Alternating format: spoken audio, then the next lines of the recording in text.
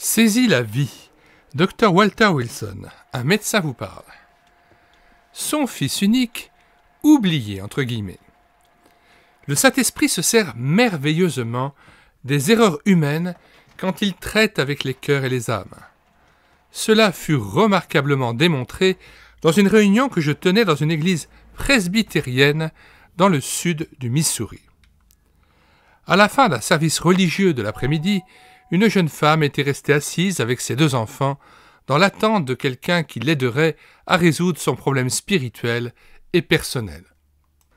Je m'approchai d'elle en lui demandant « Désirez-vous que l'on vous aide par le moyen des Écritures?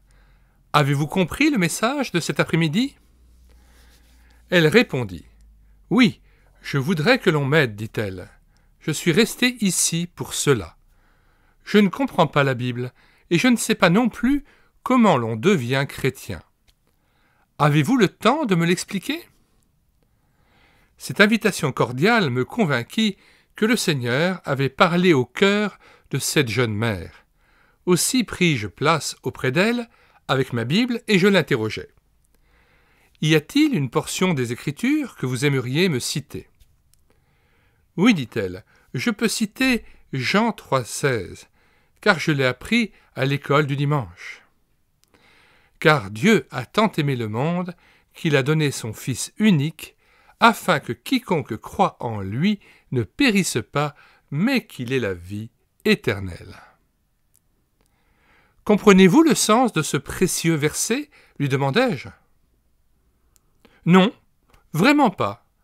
Voulez-vous me l'expliquer ?»« Oui, si vous voulez bien me le citer d'abord. » La version qu'elle me donna disait ceci. « Car Dieu a tant aimé le monde qu'il a donné son Fils, entre guillemets oublié, afin que quiconque croit en lui ne périsse point, mais qu'il ait la vie éternelle. » Note 1.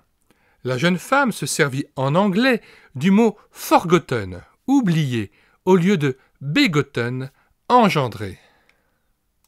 Ayant remarqué qu'elle s'était servie du mot « oublié » au lieu de « engendré », je profitai de la pensée que donnait ce mot et lui dis « Savez-vous pourquoi Dieu a « oublié » entre guillemets son Fils ?»« Non, je ne le savais pas, » répondit-elle. « Je me suis souvent demandé pourquoi. »« C'est parce que le Seigneur désirait se souvenir de vous, » répondis-je.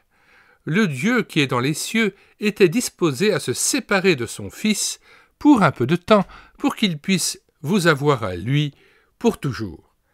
Il a permis que son Fils fût enveloppé d'une terrible obscurité afin qu'il puisse vous donner une couronne de lumière à vous. Il a permis que Jésus mourût afin de vous donner la vie éternelle. C'était pour vous, cher ami, que Dieu a oublié entre guillemets son Fils. Il était facile de voir que cette réponse avait suscité une pensée toute nouvelle dans l'esprit et le cœur de celle qui avait posé la question. Elle parut surprise pour un bref instant.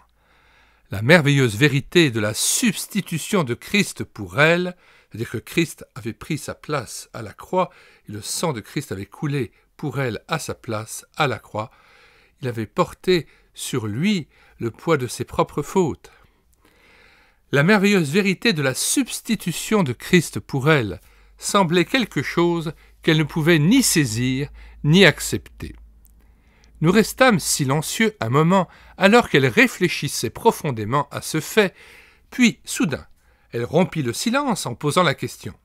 « Comment puis-je savoir qu'il a fait cela pour moi ?» Cette question intrigue bien des cœurs. C'est une pierre d'achoppement pour beaucoup de personnes qui fréquentent des réunions de réveil et dont le cœur est remué, sans cependant qu'elles s'approprient personnellement le Seigneur et Sauveur.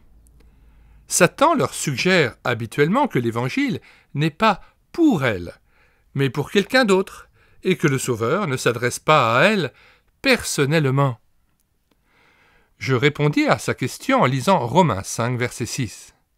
« Car, lorsque nous étions encore sans force, Christ, au temps marqué, est mort pour les impies. Si vous sentez, lui dis-je, que vous vous trouvez parmi les impies, alors vous pouvez vous approprier ce remède, exactement comme vous vous appropriez d'un siège quand vous entrez dans l'église.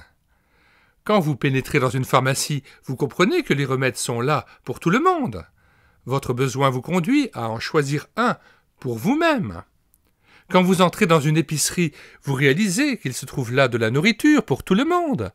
Mais votre appétit vous conduit à choisir et à acheter quelque chose pour vous personnellement. Au coin d'une rue, vous attendez un bus, sachant bien que ce bus est à la disposition de tout le monde, mais il vous conduira en ville si vous vous en servez et y prenez place. Ces illustrations parurent résoudre la question de savoir si le Christ lui appartenait en propre. Je me rendis compte que la vérité pénétrait son cœur et qu'elle était, dès lors, prête à accepter le Christ pour elle-même. N'avez-vous jamais remarqué, cher ami, qu'il faut être deux pour offrir un cadeau, lui demandai-je. Il doit y avoir le donateur et il doit y avoir aussi celui qui accepte le don. Dieu vous a donné son Fils. Maintenant, il attend que vous l'acceptiez. Remarquez le verset de Jean 1,12. À tous ceux qui le reçoivent et qui croient en son nom, il a donné le pouvoir de devenir enfants de Dieu. J'ouvre juste une parenthèse à cet endroit-ci de la lecture de ce passage pour expliquer ce que veut dire croire en son nom. Le nom dans la Bible désigne la personne. Ainsi, dans Actes 1,15, il est dit qu'il y avait 120 personnes réunies dans la chambre haute. Mais en fait, en grec, le terme littéral est « il y avait 120 noms ».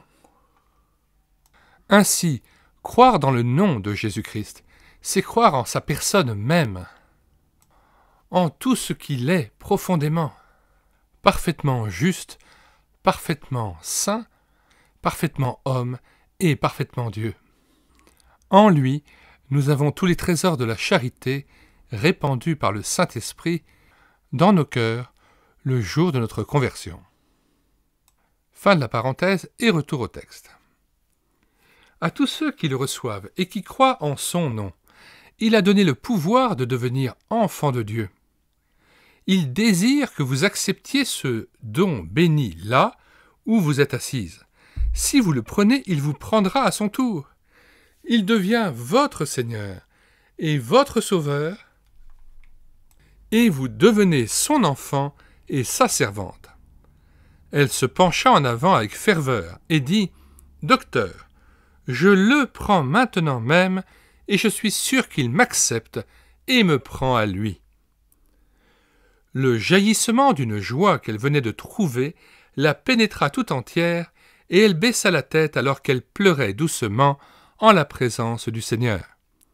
Ensuite, nous nous agenouillâmes et nous répandîmes nos cœurs dans la reconnaissance envers le Dieu d'amour qui a donné son Fils et le Maître divin qui donne l'éternelle vie.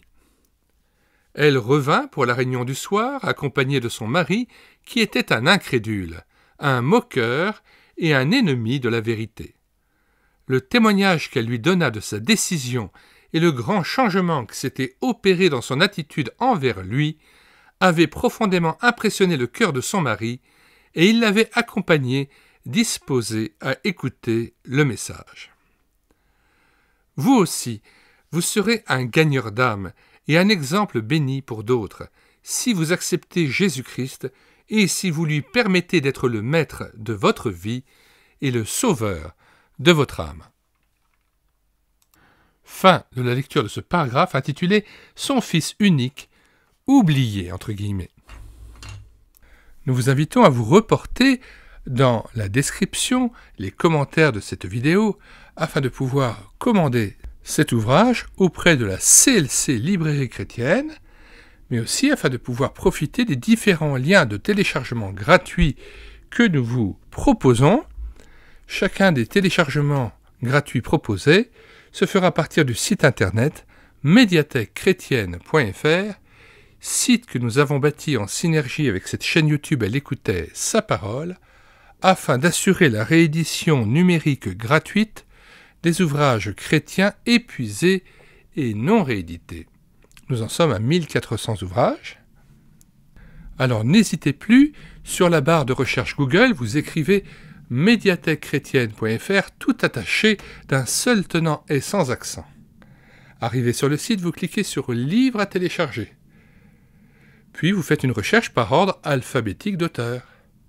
Nous avons par exemple déjà numérisé un autre ouvrage du même docteur Wilson, intitulé Vie et santé spirituelle. Eh bien, vous cherchez à W pour Wilson, et une fois trouvé cet ouvrage, Vie et santé spirituelle, vous cliquez sur Lire, écouter, télécharger, puis vous cliquez sur Télécharger en Word ou en PDF, et l'ouvrage est à vous, prêt à être lu sur votre ordinateur ou sur une tablette tactile, immédiatement en moins d'1 minute, sans que vous ayez à vous inscrire sur le site, sans que vous ayez à payer quoi que ce soit ou à télécharger un logiciel quelconque. Avant de nous quitter, nous vous conseillons vivement de regarder les 250 playlists que nous avons constituées sur cette chaîne YouTube à l'écouter Sa Parole, playlist de cantiques mises en parole, plus de 1000 cantiques, playlist d'audiobooks que nous avons pris en charge, plus de 60 audiobooks, playlist de BD Tournesol que nous avons lus avec caméra de document, plus de 80 vidéos, et puis des centaines d'ouvrages que nous avons numérisés et mis gratuitement à votre disposition sur le site internet médiathèquechrétienne.fr et que nous présentons sur cette chaîne YouTube et l'écouter Sa Parole. Puisse le Seigneur nous bénir richement dans la révélation renouvelée de sa personne même, afin que nous soyons transformés à son image. Nous vous disons au revoir et à bientôt pour une prochaine vidéo.